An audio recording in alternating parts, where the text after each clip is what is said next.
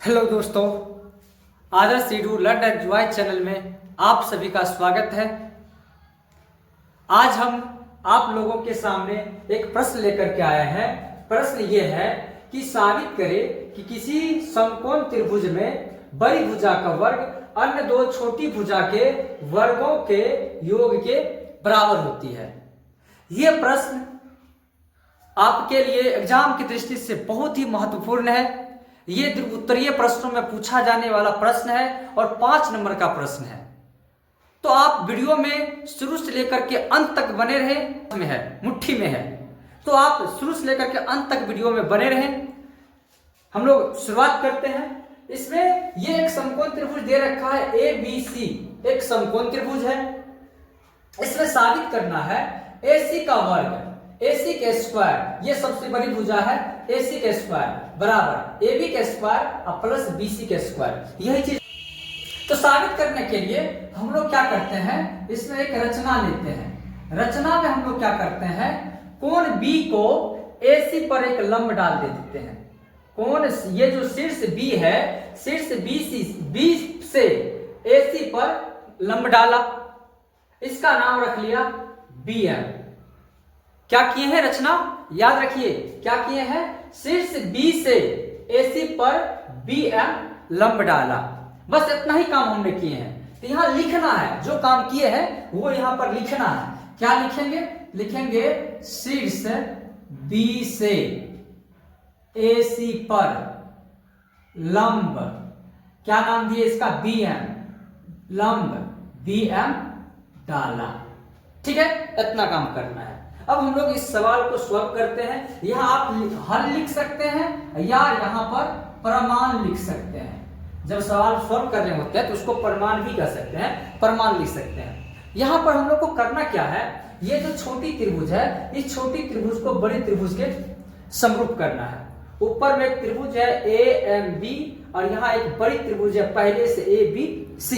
इस छोटी त्रिभुज को बड़ी त्रिभुज के समरूप करना है। क्या हो जाएगा, करते हैं। यहां देखिए त्रिभुज ABC तथा त्रिभुज, अच्छा यहां ये बात ख्याल रखना है कि जिस प्रकार से त्रिभुज को समरूप करना है उसी आधार पर त्रिभुज का नाम भी लिखना है। तो यहां हम त्रिभुज को समरूप कर रहे हैं AA से, तो कोण A दोनों में है और ये B 90 डिग्री है, तो यहां से ही लेंगे। यहां A है, यहां भी A है। अब यहाँ B 90 डिग्री है, यहाँ M 90 डिग्री है, M, और यहाँ शीर्ष आ जाता है B। तो यहाँ लिखना है त्रिभुज ABC तथा त्रिभुज AMB में। तो इस दोनों त्रिभुज को हमको समरूप करना है। तो समरूप कैसे होगा जी, इसमें ये बात देखो, कोण A बराबर कोण A दोनों में है, और जो चीज दोनों में रहता है तो उसको हम लोग कहते हैं उभयनिष्ठ। ये दोनों में उभयनिष्ठ है, ये हो गया। और क्या चीज कौन है जी दोनों में, तो कोण ABC, कोण ABC बराबर कोण AMB, ये क्या चीज है जी, ये दोनों में है, दोनों 90 डिग्री है। यहां पर लंब डाले हैं, ये M 90 डिग्री कोण बनाया और ये ABC ये पहले से ही दे रखा है 90 डिग्री, ये हो गया। अब हमको पता है कोई भी त्रिभुज समरूप होता है, वो समरूप कैसे होगा, तो दो नियम से, एक AA से समरूप होता है, एक SSS से समरूप होता है, एक SAS से समरूप होता है। ठीक है, तो हम लोग को ये प्रमेय याद रखना पड़ेगा। ये AA से दोनों त्रिभुज समरूप है, तो हम लोग यहाँ कहेंगे त्रिभुज ABC समरूप त्रिभुज AMB। कैसे, तो AA से समरूप है। अच्छा, समरूप त्रिभुज की विशेषता क्या है, यदि दो त्रिभुज समरूप हो तो उनके संगत भुजाओं के जो अनुपात होता है वो समानुपातिक होते हैं। ये समरूप त्रिभुज की विशेषता है। अब यहां बताइए कि अगर ये दोनों त्रिभुज समरूप है, इसकी भुजा का अनुपात कैसे लिखा जाएगा, तो क्रमबद्ध रूप से ये देखिए, अगर हम यहां शुरू में अगर AB लिखते हैं तो यहां इसका ले लेंगे AM, जैसे इसका पहली दो, इसका भी पहली दो, समझ रहे हैं, समझ रहे हैं, ऐसे ही लिखना पड़ेगा, तभी बनेगा, तभी हम जो चाहते हैं वो कर पाएंगे, अन्यथा नहीं हो पाएगा। यहां देखिए, ये शुरू का AB, इसका शुरू का अनुपात होता है बराबर। ठीक है, जो दो त्रिभुज अगर समरूप होता है तो उनके संगत भुजा के अनुपात, संगत भुजा के अनुपात है। यहां लिखो AB बट्टा ये AM बराबर, अब यहां लो BC, यहां देखिए अंतिम से 2 को, इसका भी अंतिम से 2 लेंगे, ये MB का अनुपात बराबर। अब यहां लीजिए पहला अंतिम, इसका भी पहला, इसका पहला अंतिम AC, इसका भी पहला अंतिम AB, ये दोनों आपस में इसका अनुपात जो है सब आपस में समानुपातिक। AB बटा AM, AB बटा AM बराबर BC बटा MB बराबर AC बटा AB बराबर हो गया। अब यहां पर आप कुछ देखिए कि ऐसा क्या है कि दो भुजा को अगर आपस में लेते हैं तो वो स्क्वायर बनने को है। यहां पर आप देखिए ये AB और यहाँ AB, अगर इसको दोनों को अगर लेते हैं तो AB गुने AB, ये स्क्वायर में आ जाएगा। यहाँ पर इसको साइड करके लिख लेते हैं, AB बटा AM बराबर AC बटा AB। अब यहाँ पर देखिए AB AB गुना करके क्या आ जाएगा, हो जाएगा जी, अगर AB का स्क्वायर, ये हो गया AB के स्क्वायर बराबर AC गुने AM, ये आ गया। इसको हम लोग समीकरण 1 कह लेते हैं और इसको यहीं पर छोड़ देते हैं। इसका काम बाद में करना है, लेकिन इसको अभी हम यहाँ पर छोड़ देते हैं। अभी पहला स्टेप हो गया। पहला स्टेप क्या किए, हमने ये त्रिभुज AMB और त्रिभुज ABC को आपस में हमने समरूप किया। समरूप करने के बाद क्या किए हैं, उनके भुजाओं को समानुपातिक रूप में, अनुपात जो होता है संगत भुजा के जो अनुपात होता है उनको लिखा। उनको लिखने के बाद हमने ये देखा, हमको काम था, हमको चाहिए AB के स्क्वायर। AB के स्क्वायर कहाँ किन किन अनुपात से आ रहा है, AB का स्क्वायर हमको आएगा AB बट्टा AM, AC बट्टा AB, इसी अनुपात से आएगा। इस अनुपात को एक साथ किया और क्रॉस मल्टीप्लाई जब किया, AB गुने AB, AB के स्क्वायर और AM गुने AC, ये AC गुने AM, यहाँ लिख लिया। इतना एक स्टेप हुआ।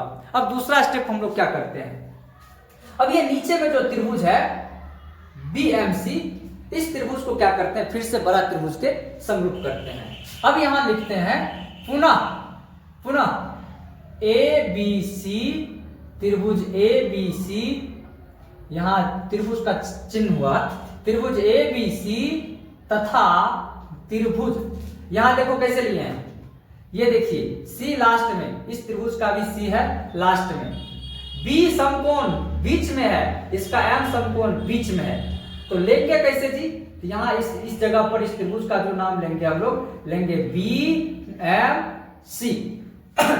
C लास्ट में, दोनों घनिष्ठ है, B इसका समकोण तो इसका M समकोण, बाकी A या B किनारे किनारे। समझ में आ रहा है जी। अब इस दोनों त्रिभुज में देखिए, ये कोण ABC बराबर कोण BMC, ये बराबर 90 डिग्री, ये हो गया। उसके बाद कोण C बराबर कोण C, ये दोनों में उभयनिष्ठ है, ये चीज हो गया, ये दोनों में उभयनिष्ठ है। तो इस आधार पे हम लोग कह सकते हैं ये दोनों त्रिभुज ABC समरूप त्रिभुज BMC, किस नियम से जी, AA से। ये समरूपता का नियम तो आपको पता होगा। AA समरूपता का नियम क्या, किसी दो त्रिभुज में एक त्रिभुज के संगत सभी कोण दूसरे त्रिभुज के सभी संगत कोण बराबर हो तो दोनों त्रिभुज समरूप होंगे, और इस समरूपता के नियम को AA समरूपता के नियम कहते हैं। अब ये दोनों त्रिभुज समरूप है तो इनके संगत भुजा का अनुपात कैसा होगा जी, समानुपातिक होगा। अनुपात लिखना भी सिखाए हैं, अनुपात कैसे लिखेंगे, इसका शुरू का दो भुजा, इधर इसके शुरू का दो भुजा, दोनों का अनुपात करो बराबर, इसके अंतिम का 2 है, इसके भी अंतिम का 2, इसको इसके अनुपात को बराबर करो, ये AC इधर में ये BC, ये हो गया। फिर इसी प्रकार से इसमें भी सोचना है कि ऐसा कौन कौन सा अनुपात ले कि दोनों के बीच में तालमेल हो जाए, वो स्क्वायरिंग आ जाए। तो यहाँ देखिए आप BC MC AC BC, ये दोनों अगर आपस में ले लेंगे तो B स्क्वायर BC स्क्वायर होगा ना, तो हमको यही दोनों अनुपात लेना है। यहाँ लेंगे BC बट्टा MC बराबर AC बट्टा BC। अब यहाँ अगर इसको ले लेते हैं तो ये हो जाएगा BC के स्क्वायर बराबर AC गुने MC, ये आ गया। इसको हम लोग कह लेते हैं समीकरण 2। समीकरण 1, समीकरण 2, हमको क्या चाहिए जी, AB के स्क्वायर, यहाँ AB के स्क्वायर, जोड़ BC का स्क्वायर, BC का स्क्वायर, ये दोनों तो देखो भाई हमको आ गया, AB का स्क्वायर, AB का square, BC square, BC square, दोनों स्क्वायरिंग में आ गया। बस यहाँ जोड़ है, हमको करना क्या है, समीकरण 1 और 2 को जोड़ देते हैं। हम लोग को क्या करना है, अब समीकरण 1 और समीकरण 2 दोनों को जोड़ना है।